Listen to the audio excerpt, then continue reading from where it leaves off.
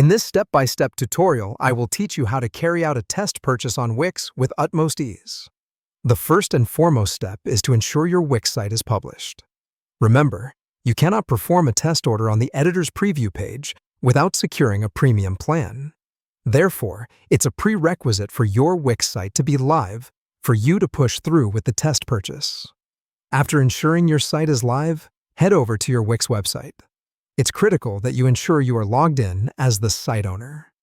Being logged in as the owner is necessary, as it provides you the leeway to make the test purchase without any hitches. Next, go ahead and add a product to your cart. It's very straightforward. Just browse your website like any regular user and pop a product that stands out into your cart. Once you've done that, you are ready to jump to the checkout phase. Approach the shopping cart, take time to review your selections, and then hit the checkout button to proceed. Now, as you proceed to checkout, a banner just might pop up at the very top of the checkout page. Look for and select the "I just want to place a test order" option. This is a vital step as it prevents you from making actual purchase instead of simply testing the process. Moving forward, it's time to enter your dummy details.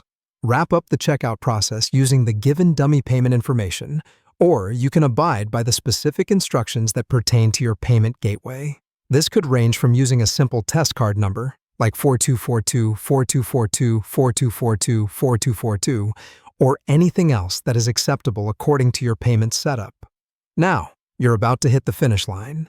Complete the test order to be certain of your order placement. Upon successful completion, a confirmation message will appear on your screen. You might also receive a notification of the test order in your email.